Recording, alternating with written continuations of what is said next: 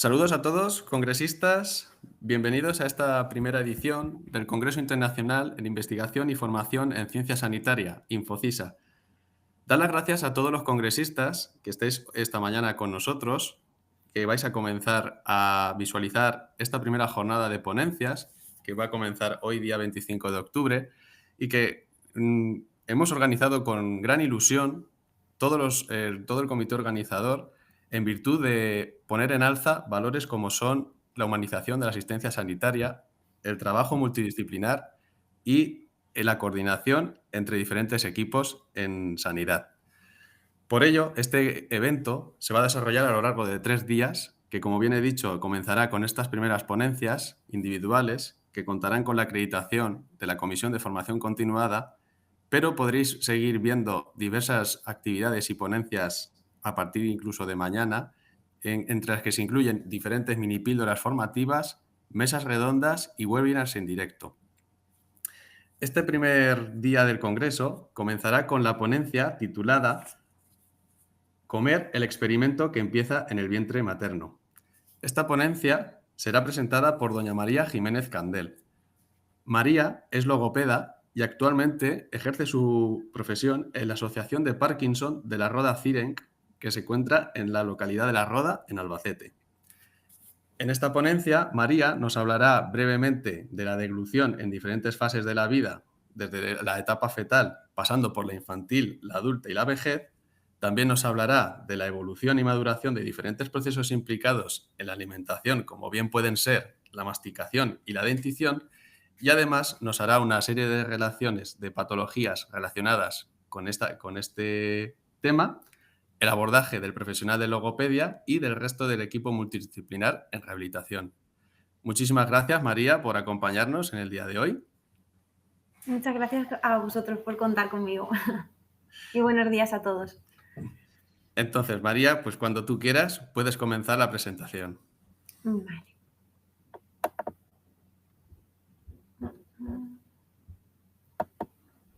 Vale, voy a comenzar a compartir. Vale, ¿se ve? Sí, perfecto. Vale. Bueno, buenos días a todos. Soy María Jiménez, como bien me ha presentado Rubén, y soy logopeda en la Asociación de Parkinson de La Roda y Centro Integral de Rehabilitación del Enfermo Neurológico Crónico de mi localidad. Bueno, llevo 4 años aquí y desde que entré en la carrera no sabría deciros si por casualidad o por qué motivo, porque no os lo sabría decir. Creo que como muchos de mis compañeros logopedas, a día de hoy podemos decir que sería por desconocimiento quizás de la profesión, pero bueno, llegué hasta aquí y una vez que entré y vi todo lo que podía trabajar un logopeda, pues decidí especializarme en lo que es el enfermo neurológico principalmente y en la deglución, que es lo que más me apasiona. Bien, bueno, en primer lugar, dar las gracias nuevamente al comité organizador por contar conmigo para, bueno, pues para estar aquí esta mañana y a todos vosotros que vais a estar a través de la pantalla pues compartiendo este ratito de aprendizaje conmigo. Tanto yo he aprendido y he renovado muchísimo preparando esta ponencia como los que estáis detrás, ya que, bueno, pues nunca llegamos a saber de todo, ni se puede saber de todo. Entonces, bueno, si vosotros a lo largo de esta ponencia, pues igual veis que se me ha olvidado algo o queréis apuntar algo, pues todo comentario siempre es bueno. Bueno, en primer lugar me gustaría comenzar con esta diapositiva porque creo que bueno, las dificultades en la alimentación es una problemática que estamos viendo en auge en todo tipo de población y bueno, pues que es algo súper importante que se debe de tratar y de hacer en un equipo multidisciplinar, ya que, bueno, como digo, estos problemas están creciendo, están en auge en todo tipo de población y además van a suponer o están suponiendo un gran coste económico para el sistema sanitario, para los gobiernos, ya que, bueno, pues pueden suponer mayor número de ingresos, mayor número de patologías que deben ser tratadas, y bueno, pues al final es un mayor número de costes. Antes de, bueno, se me olvidaba decir que antes de pasar al índice ya y a lo que es la parte importante de esta ponencia, decir que si oís jaleo de fondo es porque estoy en mi centro de trabajo, porque no he podido ausentarme esta mañana y bueno, a las 9 comienzan las terapias, entonces si escucháis sonido de fondo es porque los pacientes están comenzando a llegar. Bien, bueno, os quiero explicar brevemente el índice, os quiero explicar un poquito el por qué he escogido este título, qué es la deglución y cuáles son sus fases, hablar sobre la evolución de la deglución desde la infancia o la etapa fetal hasta la vejez, los cambios que puede haber, problemática asociada a la deglución, un logopeda porque es necesario y unas pinceladas sobre el tratamiento. Sé que he querido englobar muchos conceptos en poquito tiempo, pero bueno, sí que creo que es necesario que todos los profesionales que trabajamos con alguna problemática relacionada con la alimentación debe de tener un conocimiento desde el inicio hasta el final. ¿Por qué? Porque aunque a mí me venga un paciente con una problemática en etapa adulta, creo que es necesario conocer cómo van cambiando los mecanismos o cómo va madurando la deglución a lo largo de la vida para yo también poder saber, bueno, pues por dónde, o sea, qué ha cambiado y poder saber cómo establecer un plan de tratamiento adecuado. Además de que debemos recoger mucha información del entorno. En primer lugar, pues ¿por qué escogí este título? Diré que casi fue lo que más me costó. Sí que tenía claro sobre lo que quería hablar, pero sí que escoger un título adecuado para esta ponencia que resumiera lo que quería expresar esta mañana me costó mucho. Como os decía antes, cuando yo llegué a logopedia, pues encontré que mi vocación eran los pacientes con alteración en la alimentación. En primer lugar, porque me gusta mucho comer y me gusta mucho todo lo que tenga que ver con la comida. Me encantan las reuniones sociales y todo lo que mueve la alimentación. Entonces, bueno, pues lo que os digo, comer es una de mis pasiones, tanto en cuanto a lo laboral como a lo profesional. Me parece que también desde etapas súper iniciales es un experimento porque todo es un ensayo y error. Todas las experiencias que yo pueda tener con los alimentos de etapas infantiles van a influir en etapas adultas o por lo menos me van a modificar como persona. Y bueno, comienza en el vientre materno pues porque es ahí donde comenzamos a deglutir. Sí que pensamos, bueno, y es cierto que el bebé cuando está en la tripita de la madre, pues es una etapa de mucha comodidad, de mucho amor, pero también el bebé está sufriendo muchos cambios y está expuesto a muchos estímulos a través de la madre y uno de ellos es pues que ya va a empezar a experimentar con esa futura alimentación. Bien, vamos a comenzar con unas breves pinceladas sobre qué es la deglución y el proceso que sigue la deglución, porque para saber diferenciar entre lo que es algo patológico de lo que no, primero hay que conocer o saber reconocer cuál es el proceso normotípico. Entonces, bueno, la deglución es un reflejo de inicio voluntario, es un reflejo motor muy primitivo, que como decía antes y repetiré posteriormente, comienza en las primeras semanas de vida del feto, que coordina dos sistemas que son el respiratorio y el digestivo. La función de la deglución es aportarnos, como sabemos, nutrientes a nuestro cuerpo para permitirnos la supervivencia y además también proteger las vías respiratorias de que esos alimentos puedan penetrar hacia nuestros pulmones y nos pueda provocar algún tipo de patología o de enfermedad. Los objetivos de la deglución, bueno, pues van a ser la seguridad, como decía, van a proteger vías respiratorias y la eficacia. Y a su vez sabemos que está dividida en fases. Además, bueno, pues va a necesitar de una gran coordinación y van a intervenir en ella pues numerosas estructuras anatómicas. Tenemos la cavidad oral, donde van a intervenir dientes, lengua, paladar duro, paladar blando, maxilares, tenemos faringe, laringe y esófago. Como sabemos y he dicho antes, la deglución está dividida en fases. He puesto la pregunta de 3 o 4 porque, bueno, los primeros estudios sobre la deglución simplemente tenían en cuenta la fase oral, la fase faríngea y la fase esofágica, pero a día de hoy ya se reconoce la fase preparatoria oral como otra fase más a la que además yo principalmente en mis tratamientos le presto muchísima importancia. ¿Por qué? Porque se ha visto que antes de que incluso el alimento entre en la boca, en nuestro sistema nervioso, ¿no? Esos centros generadores de la deglución, ya están preparándose para lo que va a ser el acto en sí. Ya sabemos además que las relaciones del alimento con el ser humano ha ido evolucionando a lo largo de la historia. Ya no solamente comemos por el hecho de nutrirnos, sino que además comemos por el hecho de tener una sensación placentera, como decía antes, de reunión, de compartir. De hecho, bueno, un ejemplo, si yo celebro una boda, pues lo celebro comiendo. Si me ha dejado mi pareja y quiero compartirlo con una amiga, pues lo celebro, quedo con ella para irme a comer o a tomar algo. Entonces, es una situación en nuestro día a día que, bueno, que nos van a ir modificando también las emociones. En mis tratamientos, como digo, es algo a lo que le presto muchísima importancia. Cuando me llega un paciente con disfagia, tanto tenga la capacidad cognitiva como no, sí que me gusta mucho incidirle en vamos a comer esto, lo ha preparado así, necesitamos un cuchillo o un tenedor. ¿Por qué? Porque ya le vamos a estar dando pistas a nuestro cerebro de qué fuerza va a tener que hacer a la hora de masticarlo, cómo se lo va a tener que comer, infinidad de cosas. Además, también se ha visto en ciertos estudios que personas con alteraciones en la deglución pueden tener alterados ciertos procesos cognitivos, como pueden ser la velocidad de procesamiento o la memoria a corto plazo.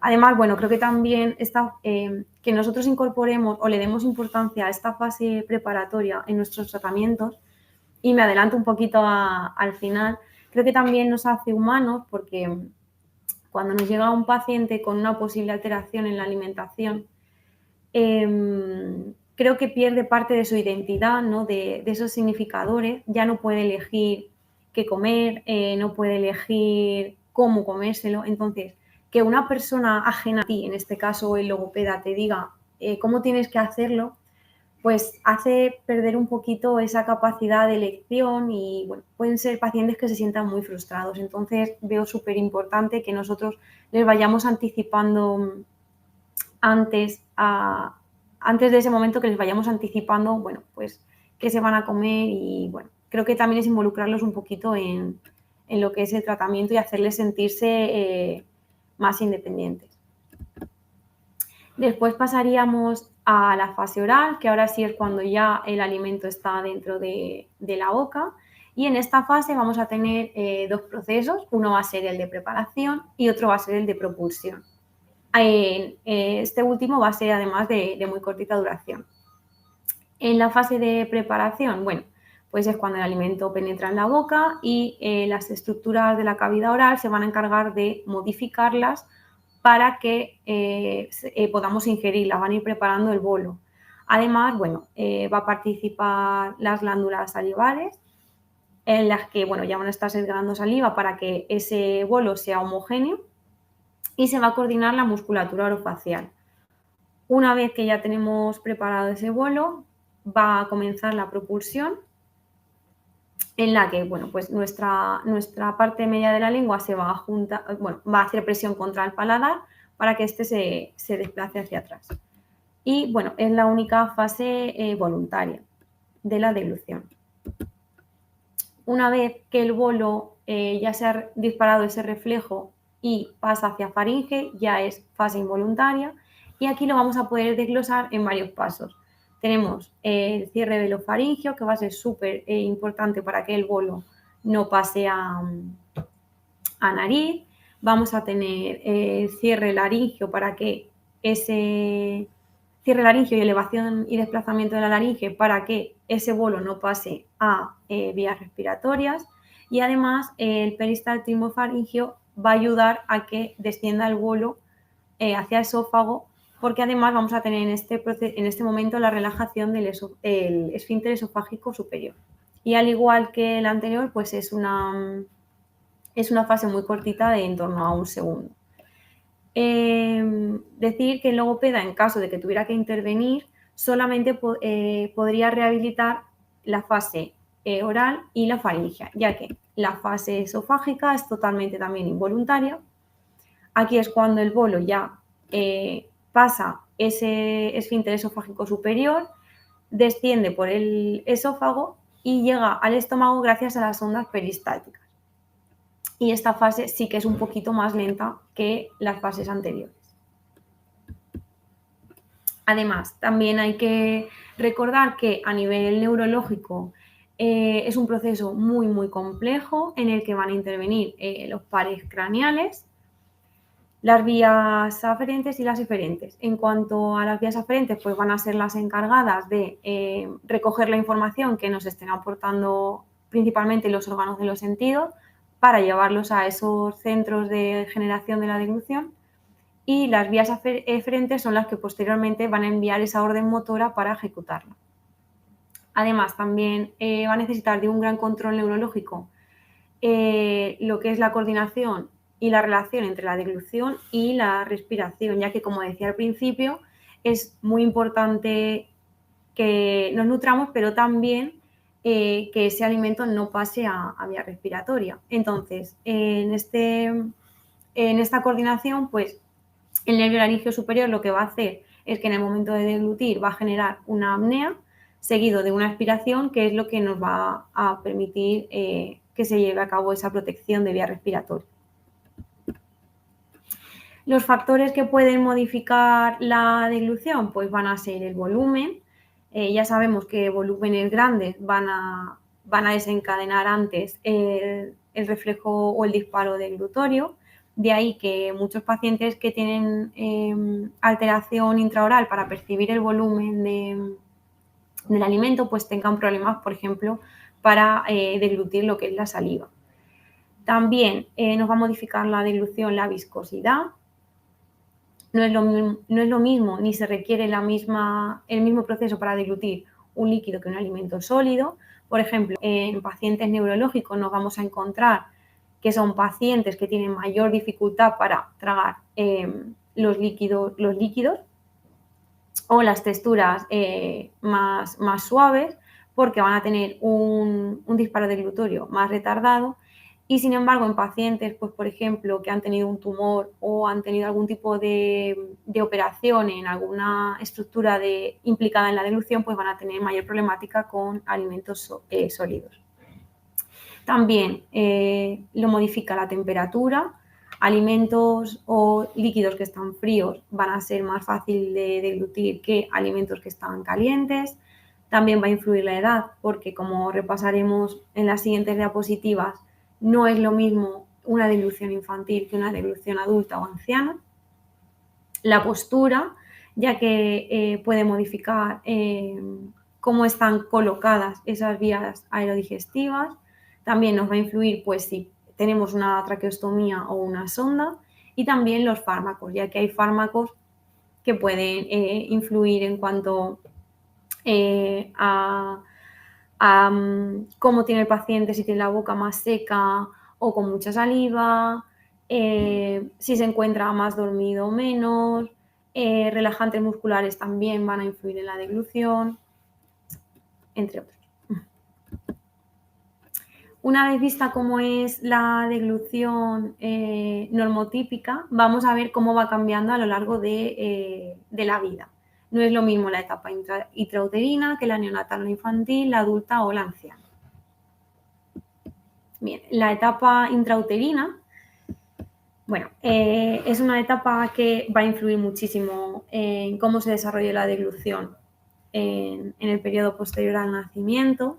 Y bueno, ahí ya contamos con estudios realizados a través de ultrasonografía con Doppler a color, que bueno, que nos muestran cómo dentro del vientre materno pues el bebé ya va deglutiendo y va perfeccionando disculpadme que no me sale la palabra, esos procesos. Sabemos que la deglución, el reflejo deglutorio aparece en torno a la semana 13 de edad gestacional. Esos estudios ya nos muestran cómo el bebé va tragando, ¿no?, parte de ese líquido amniótico. Entre la semana 16 y la 18 de edad gestacional ya vemos que aparece el patrón de succión. Se puede ver como a través de las ecografías como el bebé pues ya succiona sus manos o sus pies como un acto placentero. En torno a la semana 34 y la 36 ya va a haber una maduración de la succión y la deglución. La masticación como tal pues no aparece en esta etapa, ¿no? Porque el bebé no realiza ingesta. Y también vamos a ver cómo ya va apareciendo el sentido del gusto y cómo se va estimulando, ya que pues cada líquido amniótico va a tener un sabor en función de la dieta de la madre. A mí me gusta mucho preguntar a las mamás cuando vienen con algún niño que puede tener problemas en alimentación, me gusta mucho preguntarles si durante el embarazo pues, tuvo rechazo a ciertos alimentos o hubo algo que modificar en su dieta, porque sí que es cierto que luego puede, puede influir. ¿Por qué? Pues porque ese niño, al estar estimulado dentro del vientre materno, pues a un cierto sabor o a una cierta comida, pues sí que es cierto que luego nuestro cerebro ya va a tener recuerdo de él. Entonces, bueno, pues sí que me gusta saberlo. Y además, bueno, pues van a aparecer otros reflejos como son el de búsqueda, el de protrusión lingual, el de apertura, arcada o tos. Una vez que ya el bebé nace y entramos en la etapa neonatal infantil, bueno, lo primero que sucede cuando nace el bebé es la impronta, ¿no? Se coloca ese bebé junto a su mamá. Me parece un acto maravilloso de la naturaleza que el bebé tenga ese primer agarre espontáneo al pecho materno.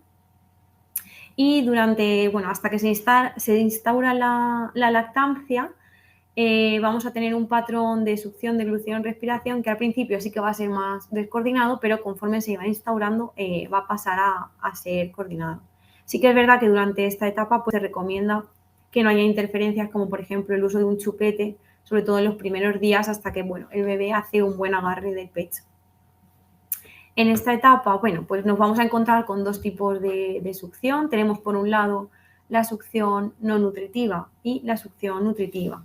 En cuanto a la succión no nutritiva, pues podemos decir que no va a estar ingiriendo alimento el bebé, pero sí que va a ser muy útil en cuanto a que nos va a permitir regular al bebé y a él le va a permitir explorar, además de estimular todo su sistema estomatognático.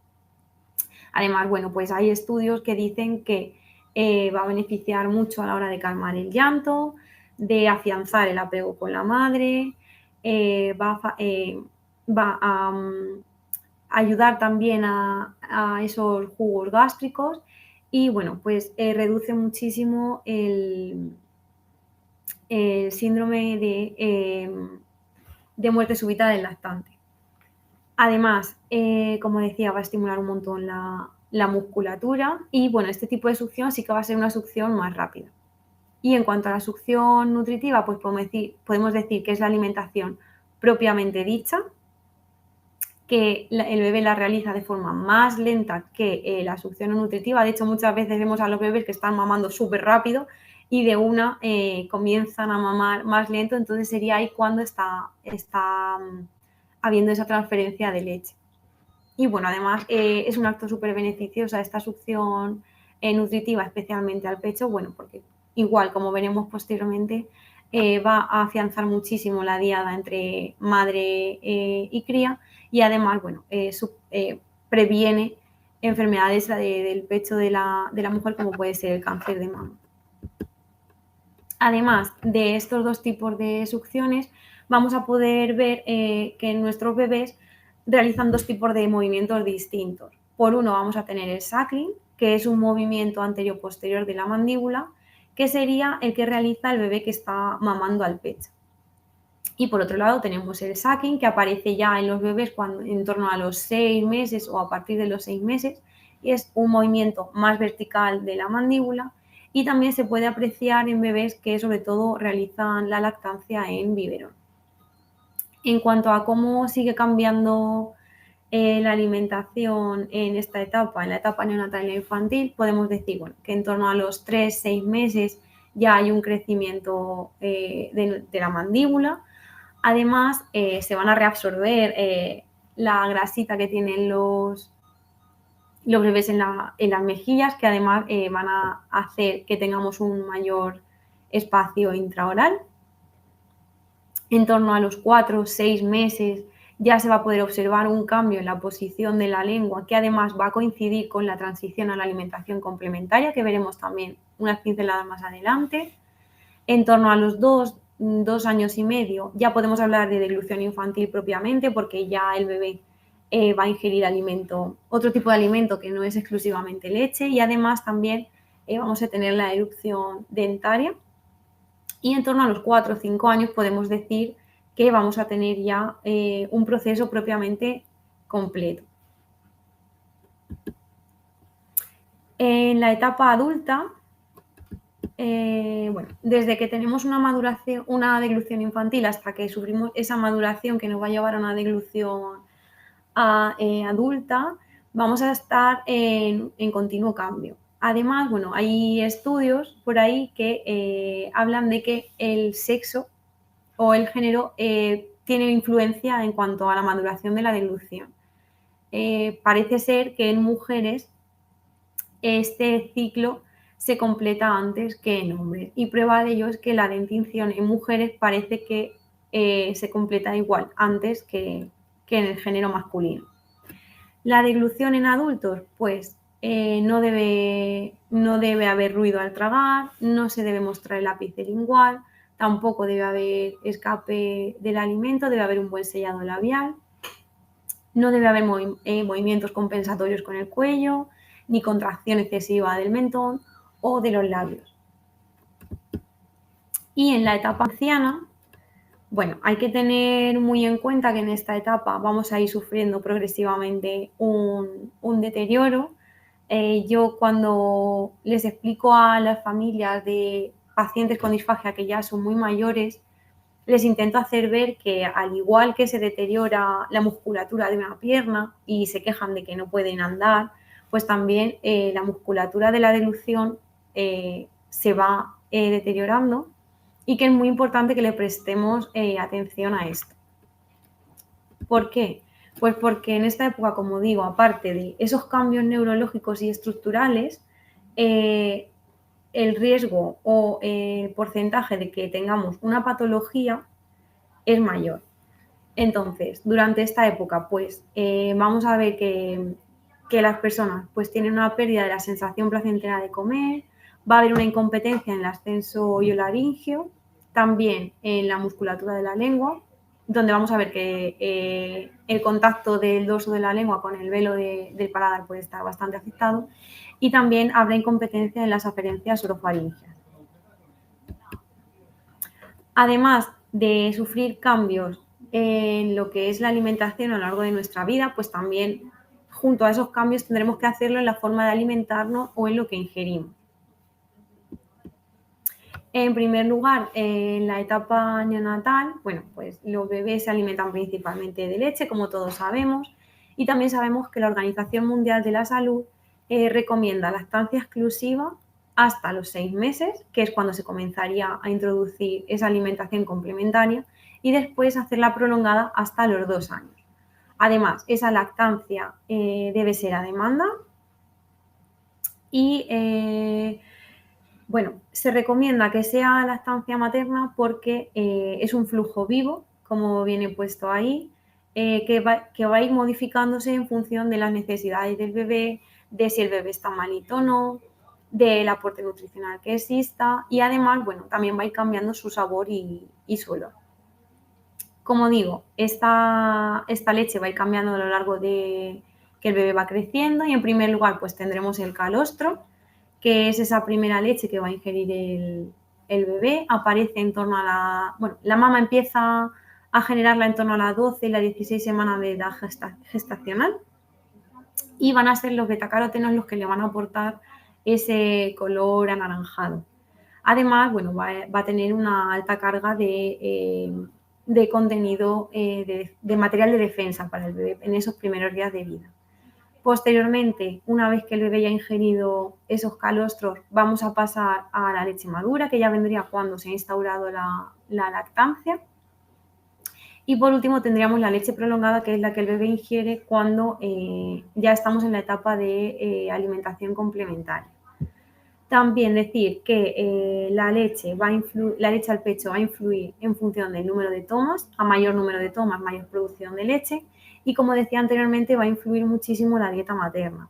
Según lo que vaya comiendo la madre o según la dieta de la madre, va a ir modificando el olor y el sabor de esa leche. Además, como decía anteriormente, también va a haber numerosos beneficios para la diada, ya que va a beneficiar ese apego madre-cría y además, bueno, pues va a proteger también un poquito al pecho de posibles patologías como es el cáncer de mama. ¿Qué ocurre si una mamá opta por leche de fórmula? Bueno, no ocurre nada. Es necesario que por parte de los profesionales informemos, pero que no obliguemos. Sí que como logopeda también formada en lactancia, creo que es súper necesario explicarle todo, tanto los beneficios de uno como de otro, y ya que sea la mamá la que elija. Sí que es cierto pues, que hay que decir que la leche de fórmula pues, va a ser siempre igual, su composición va a ir variando en función de la toma que necesite, ¿no? De la edad del bebé, pero sí que es cierto porque no se va a modificar en olor o en sabor y va a ser siempre igual, además de que corre el riesgo de que se contamine. Una vez que ya hemos llegado a ese 6º mes, es el momento de comenzar a introducir la alimentación complementaria y es en la cual se van a comenzar a ofrecer alimentos sólidos o líquidos distintos de leche al bebé. ¿Por qué? Pues porque esa leche materna va a sufrir un descenso en ciertos componentes, principalmente el hierro, y hay que cubrir esa necesidad con otro tipo de alimentos. Tiene que ser además a partir del 6º mes, porque como todos los hitos del desarrollo es un proceso y para que nosotros tenemos que ver que nuestro bebé está preparado. Ojo, porque también tiene riesgos empezarla antes como empezarla muy tardíamente. Entonces, para nosotros saber que nuestro bebé está preparado para introducirlo a la alimentación complementaria, nuestro bebé tiene que ser capaz de sentarse solo, tenemos que ver que muestra interés por la comida y que ese reflejo de protrusión lingual desaparece. Ojo, como digo antes, porque si empezamos a introducir esa alimentación complementaria muy pronto, corremos riesgos de que haya interferencia con la lactancia o incluso riesgos de atragantamientos, y si empezamos muy tarde igual, porque como decía anteriormente, vamos a tener ese déficit de hierro que no vamos a cubrir. Entonces vamos a tener déficit en la alimentación. A partir de aquí, hasta el momento todo estaba basado en reflejos, el bebé se alimentaba por reflejos, pero sí que ahora esta transición va a comenzar a ser adquirida y el bebé va a comenzar a tener ese aprendizaje en cuanto a la alimentación. Podemos decir, o debemos aconsejar que los alimentos se introduzcan de uno en uno por el periodo principalmente de las alergias y por ver cómo va tolerando el bebé cada alimento. La secuencia de textura, pues en primer lugar contaremos con que el bebé va a ingerir únicamente leche, después pasaremos a un puré fino en torno a los 6 meses, después ese puré pasará a ser más trabadito o espeso, en torno a los 6-7 meses. A los 8 ya podremos ir dándole algún masticable duro para que él explore, pues como algún palito de zanahoria o de algún alimento duro que no corra riesgos para que él vaya explorando con su boquita. Después pasaremos a los sólidos fundibles, trozos blandos, posteriormente la textura mixta y por último las mecánicas duras que se deben introducir en torno a los 15-18 meses. ¿Cuál es el mejor método para introducir la alimentación complementaria? Pues igual que como en la lactancia, debe ser la familia la que elija. Yo sí que es cierto que en mi caso no trabajo tanto con bebés o con niños que están en etapa de alimentación complementaria, ¿no? De ir de estar en esa fase, pero sí que es verdad que creo que las familias deben asistir a profesionales que de verdad les ofrezcan una información y los aconsejen. Pero, como digo, debe ser siempre la familia la que tome las decisiones. Por hacer una breve revisión, pues bueno, contamos con el método tradicional que consiste en que vamos ofreciendo en un principio purés finos al bebé y progresivamente vamos adaptando esas texturas hasta llegar al sólido. Después contamos con el método Baby Led Weaning, que lo que hace es permitir al bebé decidir o dirigir su alimentación, ya que le permite elegir qué comer y cuánto comer. Y deben ser los papás los que se encarguen de ofrecerle pues, alimentos seguros y saludables. Y por último contamos con el método Bliss, que es el Baby Led Weaning, pero con, bueno, pues con pequeñas modificaciones, ya que preocupaba bastante respecto al método anterior, pues el riesgo de atragantamiento o el riesgo a problemas nutricionales que pueda tener el bebé, ya que va a ser él quien va a regular su propia alimentación. Entonces, el método Bliss es una modificación del Baby Led Weaning, aunque tiene la misma base. Lo único que los padres, pues eso, deben ofrecer alimentos seguros para el bebé, para que no se atragante, alimentos ricos en hierro para que no se produzca ese déficit, y alimentos energéticos, además de ofrecer frutas y verduras. Además, en esta etapa de alimentación complementaria, pues vamos a ver cómo también van a aparecer esos primeros dientes en nuestros peques, es decir, que cada niño es diferente y lleva sus propios hitos del desarrollo, pero en torno a los 6 meses debe aparecer el primero. En unos niños será un poquito antes, en unos niños un poquito después. Sí que debemos preocuparnos cuando veamos que el niño tiene 12, 14 meses y no tenga ningún diente. Ahí sí que deberíamos de saltar las alarmas. Además, perdón,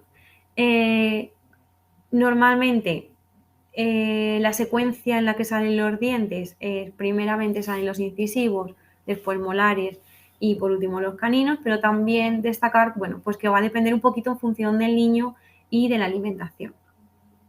Y es a partir de los 5 años cuando en torno a los 3 ya se ha completado esa primera dentición de leche o temporal, y a los 5 años es cuando lo va a empezar a cambiar, hasta que aproximadamente a los 12 años el niño ya debe tener su dentición permanente completa. La alimentación adulta, una vez que hemos pasado de lactancia, alimentación complementaria y ya podemos ir a una alimentación adulta, bueno, pues recordar que debe ser una alimentación sana y variada, que la ingesta de calorías pues va a depender en función del sexo, de la edad y del gasto energético que tengamos a lo largo de nuestra día o qué actividad vayamos a realizar, y los hábitos vendrán adquiridos de la infancia, lo que decía al comienzo. Las rutinas o lo que yo coma de pequeño va a influir en mi alimentación adulta. Además, bueno, ahora está muy en auge el tema de la nutrigenética. Yo es verdad que todavía no he podido documentarme mucho sobre ella, pero bueno, sí que parece ser, bueno, que los nutrientes van a influir en nuestro cuerpo en función de la genética, y la verdad es que me parece bastante interesante. Tengo que ponerme más al día con ello. Y en la vejez, bueno, pues como decía anteriormente, la vejez va a ser una etapa en la que nuestro cuerpo va a ir deteriorándose, y por lo tanto vamos a tener cambios en nuestro estilo de vida, va a haber cambios en nuestra condición de salud, pudiendo presentar patologías o mayor probabilidad de presentar patologías, y además vamos a tener una necesidad de menor aporte calórico, puesto que esa actividad se ve muy reducida. Factores que van a influir en cuanto a nuestra alimentación en etapa anciana o de vejez, pues va a ser el hogar. Va a depender mucho de si la persona está sola o no, de si tiene capacidad para cocinarse o no. Va a influir muchísimo en la medicación, de los ingresos económicos, porque ya sabemos que las pensiones son, bueno, pues tienden a ser bajitas, y yo sí que me encuentro aquí en mi centro muchas veces comentarios de usuarios que dicen, pues yo es que no puedo comprar esto porque no me llega la pensión, o yo no puedo comer esto excepto cuando cobro porque no me llega. Y bueno, sí que es cierto que ese tema económico pues puede hacer que estemos dejando de aportar, que nuestro cuerpo esté dejando de recibir ciertos nutrientes por ese tema. También va a haber un deterioro en cuanto al gusto y el olfato, y pueden aparecer, no tiene por qué, pero sí que es verdad que en la mayoría de la población hay dificultades para tragar. Una vez visto qué es la deglución, cómo cambia la deglución y cómo cambia la alimentación, vamos a hacer un breve repaso sobre la problemática asociada a la deglución, que puede aparecer en cualquier etapa de la vida, y toda persona debe tener la posibilidad de tener a su lado un profesional que le ayude a rehabilitar o a tratar estos problemas, ya que, como hemos visto anteriormente, desde el vientre materno estamos deglutiendo. Entonces, desde el momento en el que nacemos, tenemos que tener ese derecho. El origen de las alteraciones en la alimentación puede ser orgánica o funcional. Las orgánicas van a ser las que afectan a la estructura, y las funcionales, como su nombre dice, son las que van a afectar a la función. Dentro de las orgánicas tendremos las intrínsecas, que son las que afecten a cavidad oral, faringe, laringe y esófago, que son las que intervienen propiamente en lo que es la deglución. Y las extrínsecas, que pueden ser las que afectan a musculatura o estructuras adyacentes. Dentro de este tipo de patologías, pues podemos contar con pacientes que han tenido un cáncer de boca o de esófago, pacientes que han tenido un cáncer en tiroides, ese tipo de pacientes que nacen con un labio leporino, etc. Y en las funcionales, pues son aquellas que se va a ver alterada la función por una patología en el sistema nervioso central, como puede ser el accidente cerebrovascular, que recuerdo que además este día 29 de octubre es el día del ictus, y una gran problemática que presentan estos pacientes es problemas en la alimentación. También puede afectar al sistema periférico, a la placa motora o al músculo esquelético esofágico, como pueden ser las distrofias. Es importante tener en cuenta dónde o a qué afecta el problema en la alimentación, si es a algo orgánico o si es algo funcional, porque también nuestro tratamiento va a variar en función a eso. Las alteraciones que podemos tener en la etapa neonatal e infantil, una gran problemática es la prematuridad, ya que van a llegar al mundo bebés que van a ser inmaduros, que van a nacer antes de terminar esa etapa de crecimiento en el vientre materno. Entonces, pues va a ser muy probable que este bebé esté en la UCI, que esté sondado. De hecho, el estudio de Fox y sus compañeros en 2004 hablaban de que un 32% más que en años anteriores de los niños que estaban en UCI necesitaban de sonda. Además, van a estar en un entorno frío, con luz y con mucho ruido. Van a estar separados de su madre. Va a haber una ruptura de la diada, que para ello, en los hospitales intentan, en gran parte ya de ellos, llevar a cabo ese método canguro. Además, son bebés que van a tener reflejos orofaciales y digestivos muy maduros. Y pues ese estrés de la madre, que además va a condicionar mucho también toda esta situación. ¿Por qué? Porque cuando la madre se queda embarazada, desde el momento en el que se entera, ya empieza a generar unas expectativas en su cabeza sobre cómo va a ser, cómo va a tener la carita, si va a tener los ojos azules, si va a ser moreno. Entonces, también lo va a hacer en torno a su alimentación. ¿Qué pasa? Que cuando nace un bebé prematuro, esto se rompe. Entonces, también ese estrés que se genere en la madre va a influir mucho en esa alimentación. También podemos contar con partos múltiples, que son un gran desafío para los mecanismos de la lactancia, pero que no quiere decir que no pueda haber un parto gemelar o de mellizos y que se lleve a cabo lactancia materna exclusiva. Podemos encontrarnos con madre con algún tipo de discapacidad motora o sensorial, o anomalías congénitas de daño neurológico o daños que se produzcan en el parto que puedan afectar a nuestro bebé, como son afectación de los pares craneales, inmadurez del sistema nervioso central, hipotonía de la musculatura, que nuestro bebé realice movimientos asimétricos, que sea hiper o hiposensible, que haya trastornos digestivos, aspiraciones o rechazo al pecho. Además, bueno, pues también podemos tener patología propia del pecho, como es la ingurgitación, que se produce cuando el pecho hace demasiada leche, entonces colapsa el lumen y bueno, no da tiempo a vaciarse y provoca una obstrucción de los capilares. También podemos tener la obstrucción de algún conducto lactal por cúmulo de leche, ya que se puede producir un mal vaciado, que esto además va a provocar muchísimo dolor en la mamá, y una obstrucción no bien manejada nos puede llevar a una mastitis o un acceso mamario, que como digo, son cúmulos de leche en los conductos del pecho que van a provocar mucho dolor en la madre, aumento de la temperatura y bueno, que puede poner bastante en riesgo la salud de la mamá, además de la lactancia. También podemos tener el galactocele o la ataxia ductal, que sería el ensanchamiento de algún conducto del pecho. Podemos encontrarnos con un pecho fibroquístico, que es un pecho que va a tener pequeños bultos que pueden ser, que son benignos, pero que también pueden afectar a la lactancia. Podemos tener papilomas intraductales y luego patologías más externas como es la dermatitis, ¿no? Esa dermatitis en el pecho o lo peor que sería un cáncer de mama. Todo esto va a llevar a un mal agarre del bebé, un mal vaciado del pecho y puede provocar un destete precoz.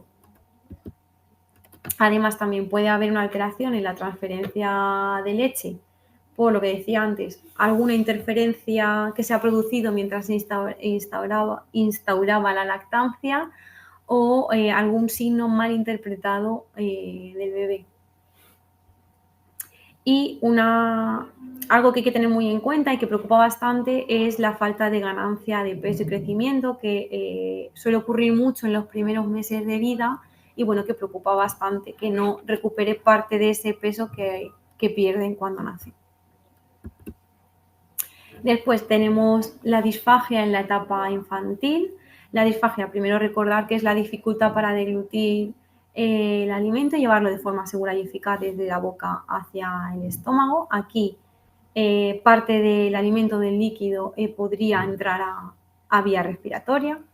Y bueno, es una patología que aparece en múltiples enfermedades que pueden afectar al niño. Además puede ir asociada a odinofagia, que es el dolor al tragar, o a sialorrea, que es ese mal manejo de la saliva en la boca. También puede haber un aumento, como decía, del riesgo de complicaciones respiratorias, hay mayor riesgo de desnutrición y deshidratación y puede provocar, en el peor de los casos, muerte por asfixia. Destacar el porcentaje en disfagia en niños con parálisis cerebral infantil, ya que estos niños, bueno, pues sí que es verdad que cursan en un alto porcentaje con este problema. De hecho, se estima que en torno al 43% de los niños con parálisis cerebral infantil van a tener alteraciones en la seguridad o en la eficacia, pudiendo aumentar en un 60% esta situación en niños que presentan tetraparesia y en un 87% en las formas mixtas. También nos podemos encontrar con la deglución atípica. No sé si habrá algún logopeda entre vosotros, pero bueno, también es verdad que me lo estoy encontrando mucho ahora en pacientes adultos que llevaron ortodoncia en su día, pero que no corrigieron esa posición lingual y una vez que han retirado ortodoncia y han pasado los años, al seguir ese mal hábito, pues sí que han tenido que acudir a nuestra consulta. Entonces, bueno, la deglución atípica es la persistencia de ese patrón de deglución infantil que corresponde a movimientos inadecuados de la lengua o de otras estructuras orales. Y puede ser debida a factores fisiológicos o no fisiológicos. Las consecuencias, pues pueden ser una masticación no eficiente, una lengua con bajo tono, una dificultad en la formación del bolo, malformaciones dentales, compensaciones de la musculatura oral o del cuello, flacidez en la musculatura facial, dificultad en la ingestión de líquidos y en casos ya muy agravados de deglución atípica, pues sí que nos podemos encontrar con dislalias.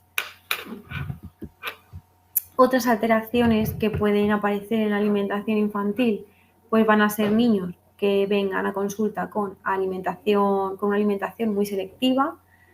Suelen ser niños que tienen en su dieta incluidos en torno a 20, 30 alimentos, no más. Y suelen ser niños muy irritables y que les cuesta mucho tener nuevas experiencias con alimentos. También es verdad que es una problemática que yo en mi día a día vamos viendo más, pero sí que hay que tener muy en cuenta cuando nos llegue un niño con esta problemática a consulta, saber si realmente es un problema que afecta a nivel logopédico o es algo más conductual, porque yo sí que me he encontrado con muchos papás que vienen al logopeda porque te dicen, mira, pues es que mi hijo no come, pero realmente cuando tú haces esa valoración y ves lo que hay más allá, te das cuenta que el problema viene por parte de los hábitos que hay en casa. Entonces, con estos niños recomiendo mucho trabajar junto con terapia ocupacional y psicología. También podemos tener niños que vengan con un trastorno pediátrico de la alimentación. Son niños que su lista de alimentos es todavía más limitada que niños con alimentación selectiva. Suelen ser en torno a 10, 15 alimentos los que suelen ingerir habitualmente. Son todavía más negados a tener experiencias nuevas con alimentos y de hecho son niños que también tienden a tardar mucho tiempo en comer y a evitar situaciones sociales en las que haya comida de por medio. Y es un trastorno que debe tener 2 años o más de progresión. Además, bueno, normalmente vienen también muy condicionados por ese estado de salud previo. Y por último, bueno, tendríamos el trastorno de pica, que son niños que ingieren alimentos que no son nutritivos, pues por ejemplo como cosas del suelo, gomas o cualquier cosica que no sea propiamente un nutriente.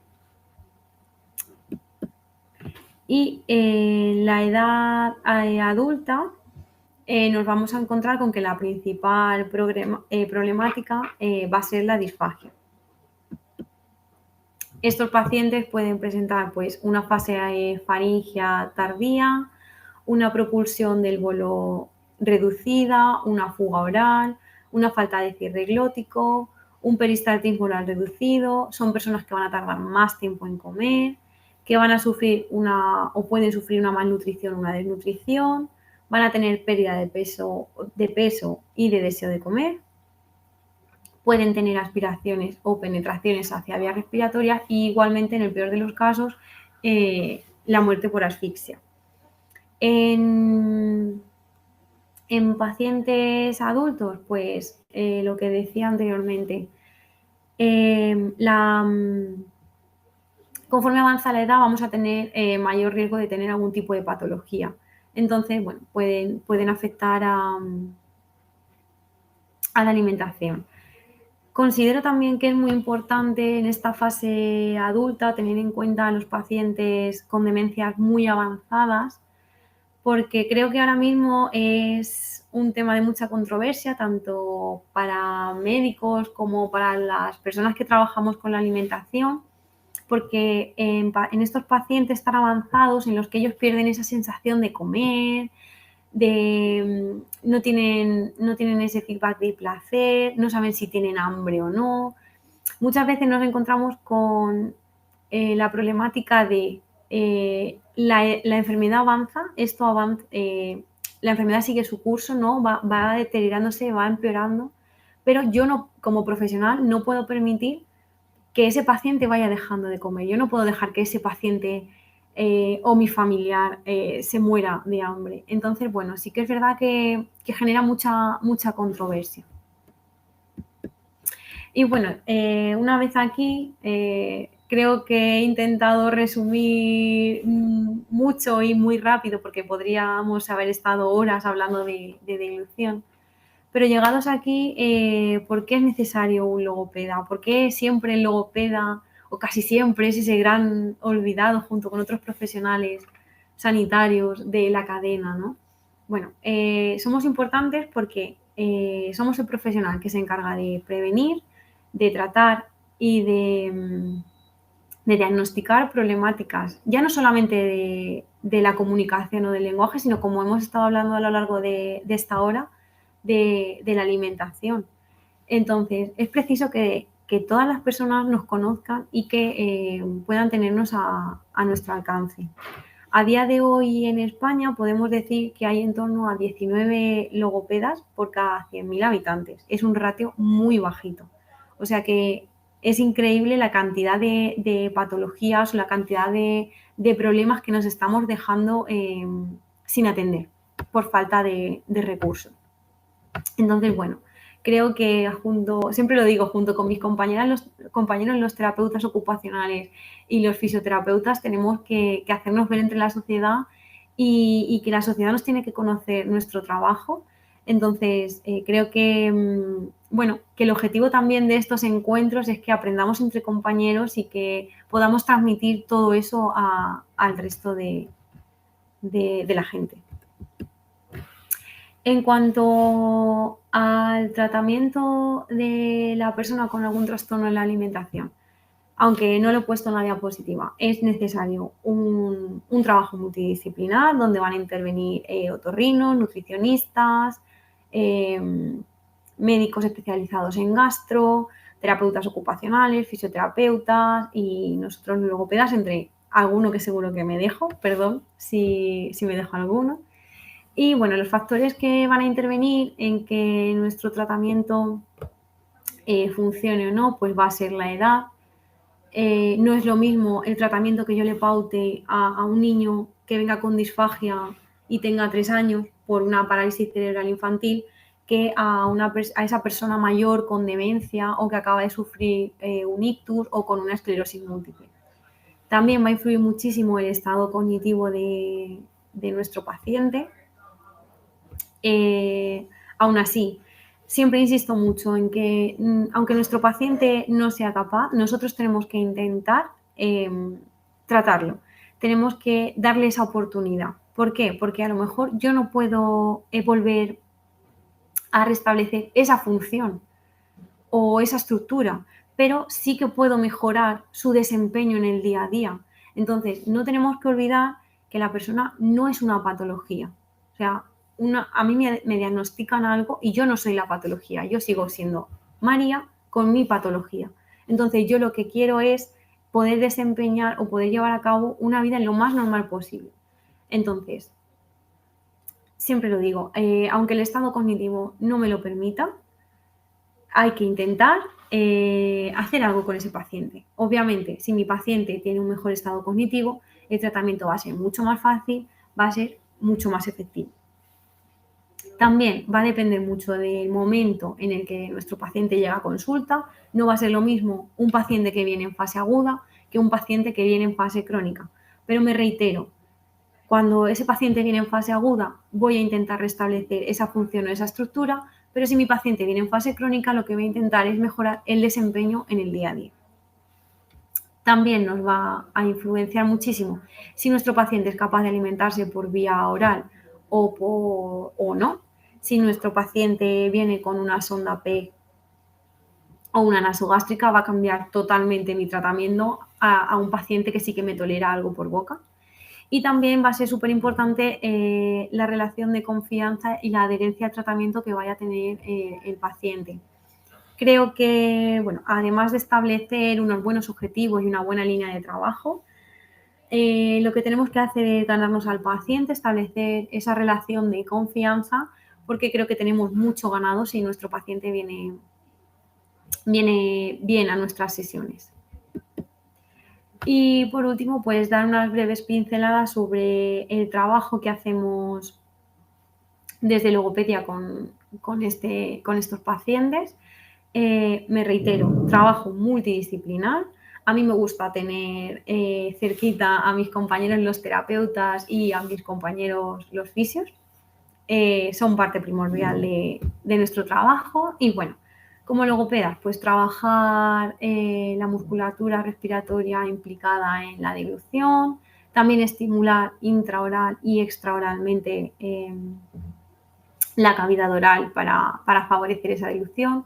Se intentará restablecer la función de la musculatura orofacial y faríngea, enseñar maniobras de seguridad y compensatorias, introducir nuevas texturas y sabores, y considero súper importante las dos últimas, que son informar y formar al cuidador principal y concienciar al paciente.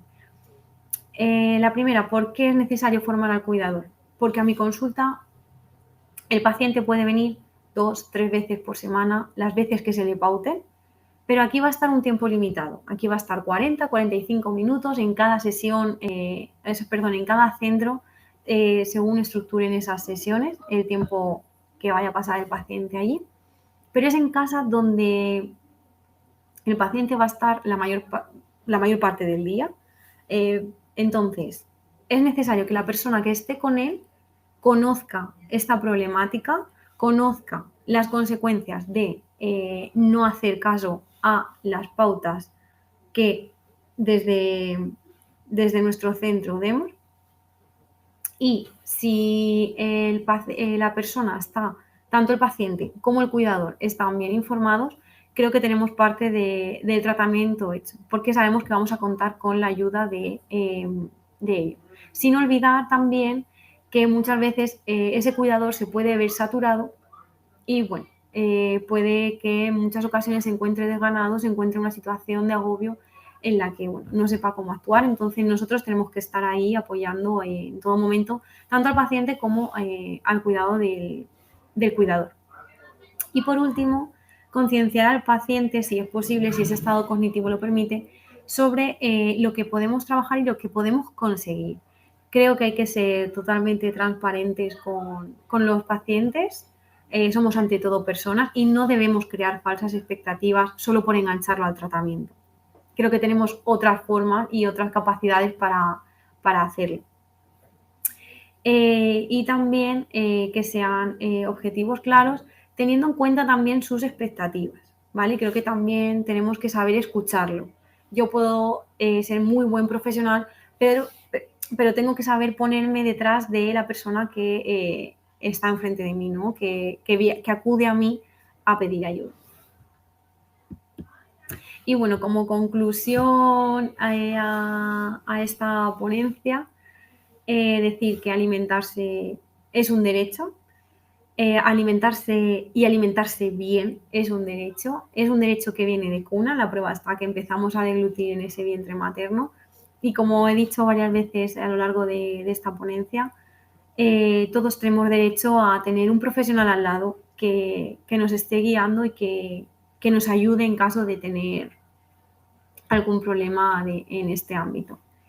Y nada, decir que nuevamente que muchas gracias por contar conmigo para esta ponencia, y a los que me habéis escuchado espero que os haya sido amena. Lo he intentado hacer lo mejor posible, ya que también estoy muy nerviosa. Entonces, bueno, espero haberos transmitido parte de mi vocación y parte de mi trabajo.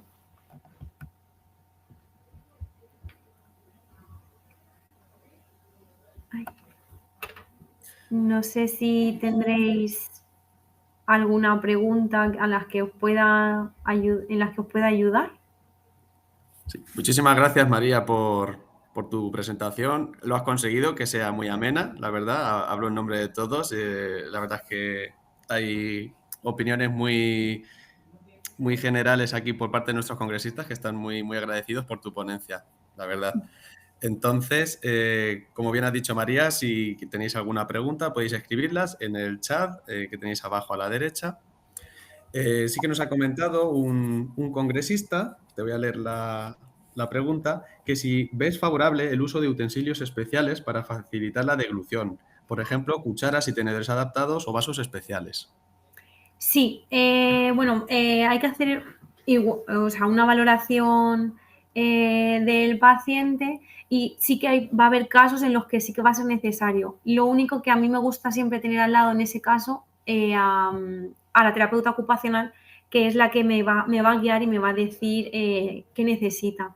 En mi centro, lo que más he utilizado yo, sobre todo, han sido el tema de los vasos, por corregir la postura a la hora de beber líquidos o adaptaciones en la cuchara para que bueno, el paciente sea capaz de llevársela solita a la boca. Pero sí que es verdad que soy súper partidaria, pero que se haga una buena valoración por parte del terapeuta ocupacional, que es el que más nos va a poder, junto con la información que nosotros le demos, es el que más información nos va a poder dar sobre eso. Pero sí, sí que soy partidaria, claro, todo lo que sea beneficiar al paciente y facilitarle la deglución, bienvenido sea. Perfecto, muchas gracias. Has abordado también conceptos interesantes, como por ejemplo el del recordatorio del cerebro en desarrollo del feto, que el recordatorio de la alimentación de la madre. La verdad es que parecen, pues, son conceptos bastante interesantes y creo que además de ser una ponencia muy, muy didáctica desde el punto de vista sanitario, creo que también como padres y madres, creo que también va a ser muy útil entre todos los congresistas que te han estado visualizando. Entonces, también un poquito en base a ello, quería preguntarte tu opinión respecto al uso del chupete, porque sabes que a veces es un poco contradictorio. ¿Qué opinión te merece en este caso? ¿Ventajas o inconvenientes? A ver, ventajas. El chupete, siempre que sea un chupete adecuado. Hay que saber también elegir el chupete en función de la tetina y de lo que es la composición. Siempre yo aconsejo una tetina anatómica, que es la que mejor se va a ajustar a la cavidad oral. El chupete, pues como todo, siempre que sea se da un uso adecuado, puede ser beneficioso. Además, bueno, nos va a ayudar un montón en cuanto a la succión no nutritiva, va a ser un estímulo para la musculatura orofacial, pero sí que es cierto que un uso excesivo puede provocar que haya deformidades en cuanto a la cavidad oral, ¿no? Nos puede provocar un paladar alto, un paladar más ojival, y sí que en un futuro, además de ser un mal hábito, puede afectarnos a la alimentación, pero como todo, en su justa medida sí que es beneficioso. Ujú. Muy bien. Otra de las preguntas que también me gustaría hacerte es, dentro de las patologías que has mencionado, si por ejemplo, la agenesia dental, ya bien sea de los dientes de leche o bien de los dientes definitivo, también puede llevar un conflicto a nivel de la alimentación y cómo, por ejemplo, el logopeda puede actuar o cualquier otro profesional sanitario en este tipo de problema. Disculpas que se me ha cortado, Rubén, no he oído la pregunta. Sí, claro. Por ejemplo, la agenesia dental dentro de las patologías, la agenesia dental, ya bien sea de diente de leche o de diente definitivo, ¿qué afectación podría tener en la alimentación y cómo el logopeda o cualquier otro sanitario podría abordar este problema? En el caso de las agenesias dentales, en caso de que falte alguna pieza dental, vamos, por mi parte, una buena valoración, en este caso, trabajar con el odontólogo para que también ver si nos puede dar alguna solución. Y también, claro, que puede afectar la falta de piezas dentales, puede hacer que no haya una correcta masticación ni una Ujú, buena formación del bolo que puede repercutir en las fases posteriores como son la faringia o la esofágica. ujú. Muy bien. Perfecto. Nos pregunta también Luis María, otra congresista, que ¿qué consejo darías en aquellos bebés recién nacidos que no se enganchan al pecho? En el caso de que, bueno, los primeros días, hay que darle también un poco de tiempo al bebé, ¿no? A que se adapte al medio, a que haga un buen agarre. Entonces, siempre ponerlo al pecho y en el caso de que veamos que es una problemática que, bueno, que se sigue extendiendo a lo largo del tiempo, acudir a una asesora en lactancia que nos aporte más información, a ver si hay que cambiar la postura, a ver si no lo estamos agarrando bien, bueno, que nos facilite, pero siempre ponerlo al pecho. Cuando no haya un buen agarre en los primeros días, no, vamos, en mi opinión, no pasar directamente al biberón y dejar de intentarlo. Seguir intentándolo y si ya vemos que esta problemática se extiende en el tiempo, acudir a una asesora en lactancia. Muy bien. Por último, de hacerte una última pregunta. Como sabes, pues en los equipos de atención primaria, actualmente en sanidad, normalmente suele ser el pediatra o la matrona los que realmente hablan de muchas veces del tema de la alimentación en los niños. Entonces, me gustaría saber tu opinión de qué opinarías o cómo valorarías la inclusión del logopeda en estos equipos de primera intervención, ¿no? De atención primaria en pediatría, porque, bueno, particularmente creo que es interesante, pero ¿qué opinión tendrías tú al respecto? Yo creo que es necesaria. Creo, como he dicho muchas veces y me vuelvo a repetir, es necesario un trabajo multidisciplinar porque todos, desde nuestro campo, podemos aportar. Entonces, para mí, no tiene sentido que yo trabaje la alimentación en etapas adultas y no se me tenga en cuenta a la hora de trabajar en las primeras etapas. ¿Por qué no? Entonces, yo sí que veo primordial que trabajemos con pediatras, con matronas, que estemos presentes en UCI neonatales y que se nos tenga en cuenta tanto en la atención primaria como en la hospitalaria. Creo que le estaríamos ofreciendo realmente al paciente ese, ese kit completo para desarrollarse. Totalmente de acuerdo, totalmente de acuerdo. Pues muchísimas gracias a todos los congresistas, a ti, María, de verdad se nota que hay mucha profesionalidad, mucho trabajo detrás de esta ponencia y como te hemos comentado al principio, pues estamos muy agradecidos por tu tiempo. Eh, Daros todas las gracias a los congresistas por visualizar esta primera ponencia de estas jornadas de formación del Congreso Infocisa. Muchísimas gracias, María, por todo. Gracias a vosotros. Recordaros al resto de congresistas que a las 10:30 tendrá lugar la segunda ponencia titulada Procedimiento de recogida de líquido cefalorraquídeo, que será expuesta por doña Lourdes Díaz a las 10:30. Muchísimas gracias por todo y A vosotros. continuamos con el congreso más adelante. Un saludo, María. Buenos días, pasar buena mañana.